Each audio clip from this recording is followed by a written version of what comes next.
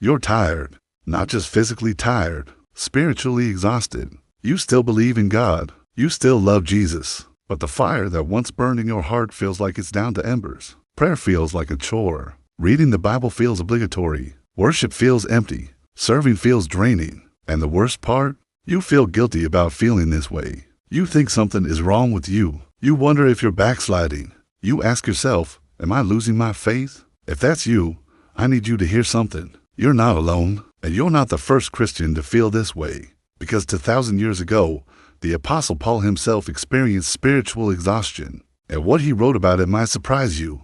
Because Paul doesn't say try harder. He doesn't say pray more. He doesn't say you're probably not really saved. Paul says something far more honest, far more compassionate, and far more helpful. In 2 Corinthians, Paul opens his heart in a way that most pastors never do. He admits he was under great pressure, far beyond his ability to endure, so that he despaired of life itself. He says he felt the sentence of death. This is the great Apostle Paul, the man who planted churches, the man who wrote half the New Testament, the man who had visions of heaven. And he's telling the Corinthian church, I was so exhausted, so overwhelmed, so depleted, that I didn't think I could go on. Paul understood spiritual exhaustion. He experienced it firsthand, and throughout his letters, he speaks directly to believers who are tired, weary, running on empty, wondering if they can keep going. And his message isn't condemnation. It's not shame. It's not you need to do more. His message is grace, rest, and the reassurance that God's strength is made perfect in your weakness. Today, we're going to walk through what Paul would tell you if you're spiritually exhausted right now. We're going to look at his own struggles.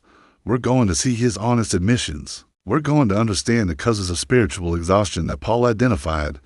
We're going to discover his pathway to renewal, not through trying harder, but through understanding what God is doing in your weariness. Because here's what you need to know. Spiritual exhaustion doesn't mean you're failing. It doesn't mean God is distant. It doesn't mean your faith is weak. Sometimes, spiritual exhaustion is a sign that you've been faithfully carrying heavy loads, that you've been pouring yourself out in service, that you've been fighting battles others don't see. And God doesn't condemn you for being tired. He invites you to come to Him and find rest. So if you're exhausted today, don't turn away from this message. Don't let shame keep you from hearing what Paul has to say, because his words might be exactly what your weary soul needs to hear. Let's discover together what the Apostle Paul would tell Christians who feel spiritually exhausted today. Let's start with Paul's most vulnerable moment. 2 Corinthians chapter 1, verses 8 through 9. We do not want you to be uninformed brothers and sisters about the troubles we experienced in the province of Asia. We were under great pressure far beyond our ability to endure, so that we despaired of life itself. Indeed, we felt we had received the sentence of death. But this happened that we might not rely on ourselves, but on God who raises the dead. Read that again slowly. Paul says they were under pressure far beyond their ability to endure. Not just difficult, beyond ability. He says they despaired of life itself. That's not poetic language. That's clinical depression. That's spiritual exhaustion to the point of wanting to give up on everything. Paul felt like he had received a death sentence. He saw no way forward, no hope, no strength to continue. This is the same Paul who wrote about running the race, about fighting the good fight, about pressing on toward the goal, and yet here he is, admitting complete depletion. Why would Paul be so vulnerable? Why would he share this with the church? Because he wanted them to know, and he wants you to know, that spiritual exhaustion is real. It's not a sign of weak faith. It's a human experience that even the greatest apostle faced. But notice what Paul says next. This happened that we might not rely on ourselves, but on God. Paul is saying his exhaustion had a purpose. It wasn't punishment. It wasn't God abandoning him. It was God teaching him something essential, that his own strength wasn't enough, that his own resources would run dry, that he needed to learn to rely completely on God's power, not his own. This is crucial for understanding spiritual exhaustion. Most Christians think exhaustion means they're doing something wrong. Paul says sometimes exhaustion means you've been doing everything right, but you've been doing it in your own strength. You've been serving God without drawing from God. You've been pouring out without being filled up. You've been running on fumes instead of running on the Spirit's power. Paul experienced this multiple times. In 2 Corinthians 4, verses 7 through 9, he writes, "But we have this treasure in jars of clay to show that this all-surpassing power is from God and not from us. We are hard-pressed on every side, but not crushed, perplexed but not in despair, persecuted but not abandoned, struck down but not destroyed. Notice the pattern: hard-pressed, perplexed, persecuted, struck down. Paul wasn't living some victorious Christian life where everything was easy. He was constantly battling exhaustion, confusion, opposition, and setbacks. But here's the key. He says we have this treasure in jars of clay. You are a jar of clay, fragile, breakable, limited, and that's by design. Because when the jar of clay cracks, when your strength fails, when your resources run out, that's when God's power shines through. That's when it becomes obvious that any good fruit in your life isn't from you, it's from Him. Your exhaustion isn't the end of your usefulness. It's often the beginning of experiencing God's power in a way you never have before. Paul didn't just admit to exhaustion, he identified its causes. And when you understand what was draining Paul spiritually, you'll recognize the same things draining you. Let's look at 5 causes Paul specifically mentions throughout his letters. First, constant spiritual warfare. Ephesians 6, verse 12. For our struggle is not against flesh and blood, but against the rulers, against the authorities, against the powers of this dark world, and against the spiritual forces of evil in the heavenly realms. Paul understood that Christian life is warfare.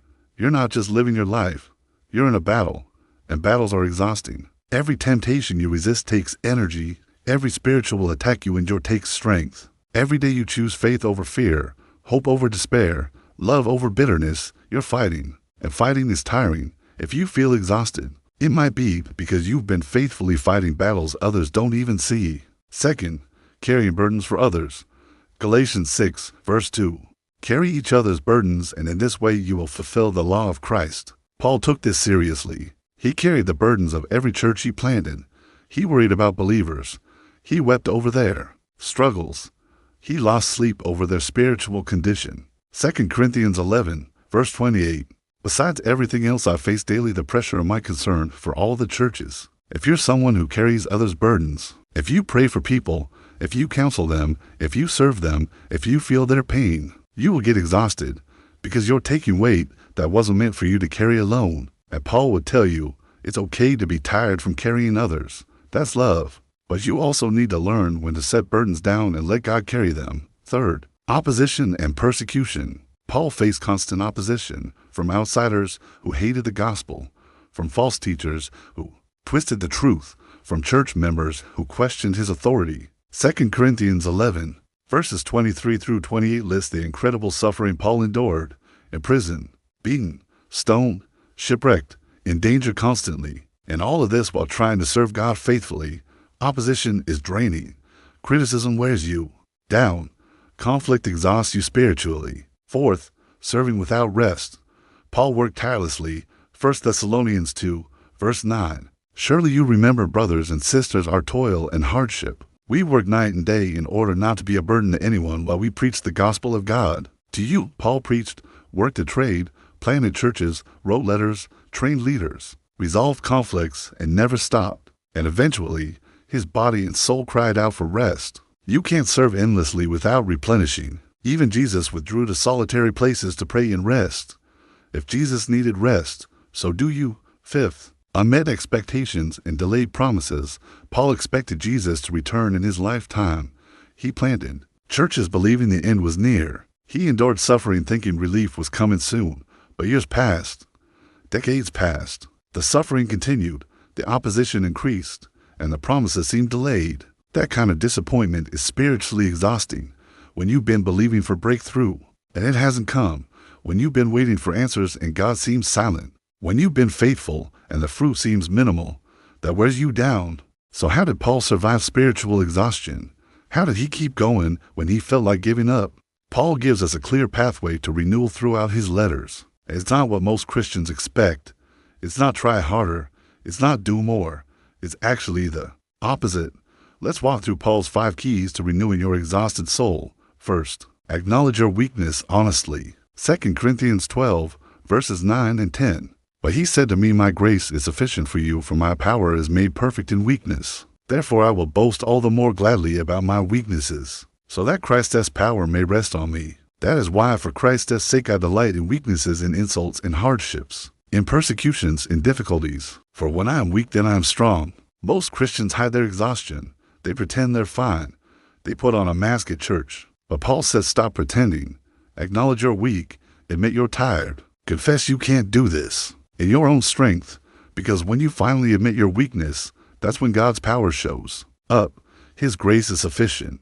His strength is made perfect in your weakness. Stop trying to be strong and let God be strong for you. Second, stop relying on your own strength and start depending on God's power. Remember 2 Corinthians 1, verse 9. The exhaustion happened so Paul would not rely on himself, but on God. How do you do this practically? You stop trying to manufacture spiritual feelings. You stop forcing yourself to pray long prayers.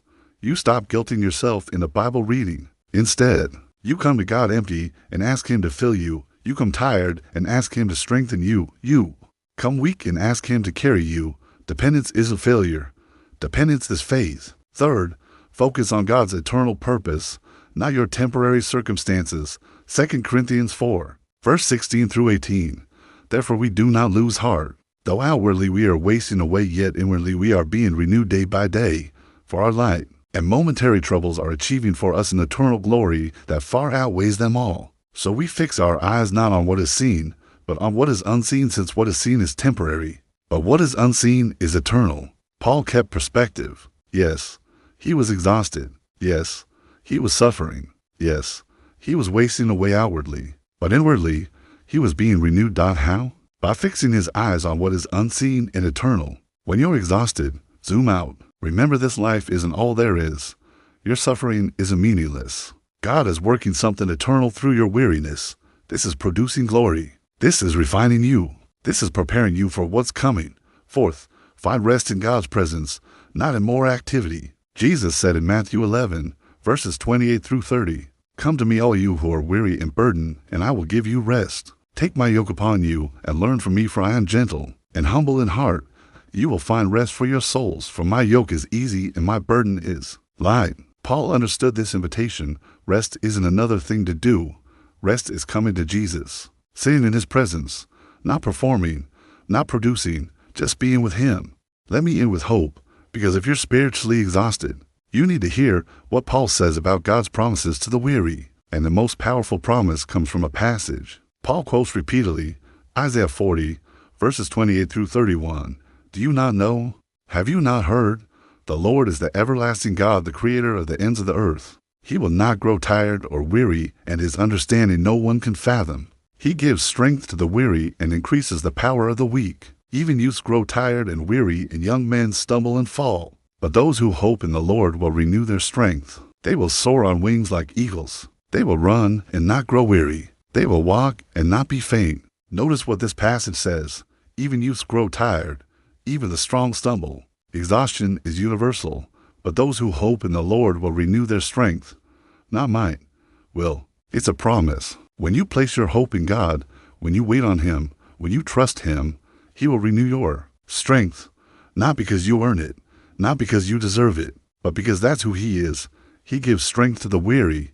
He increases power to the weak. Paul experienced this promise personally. Philippians 4, verse 13. I can do all this through Him who gives me strength.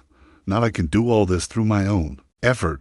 Through Him who gives me strength. Every time Paul felt depleted, God filled him back up. Every time Paul reached the end of himself, God became his source. And the same God who strengthened Paul will strengthen you. But here's what you need to understand. Renewal doesn't always mean returning to how you were before. Sometimes God renews you by changing your pace, by redefining your priorities, by teaching you to live differently. Paul learned to be content in every situation, to trust God's timing, to let go of control, to serve from overflow instead of obligation. And that renewal was more sustainable than the frantic energy he had before. So if you're exhausted today, here's what Paul would tell you. Stop trying to power through on your own. Stop feeling guilty for being tired. Stop comparing yourself to others who seem fine. Come to Jesus exactly as you are, exhausted, empty, weak, and let Him carry you. Let Him renew you. Let Him teach you a better way to live, a way that flows from His strength, not yours, a way that's sustained by His grace, not your effort. 2 Corinthians 12, verse 9. My grace is sufficient for you, for my power is made perfect in weakness. Your exhaustion isn't the end of your story. It's the place where God's power shows up most clearly. So rest in Him, trust Him, wait on Him, and watch Him renew your strength in ways you never imagined possible. If this message spoke to you, subscribe to Paul's Letters Alive for more truth from the Apostles' writings. Comment below what you're trusting God for in your weariness. And remember, you're not alone. God hasn't forgotten you, and His strength will carry you through.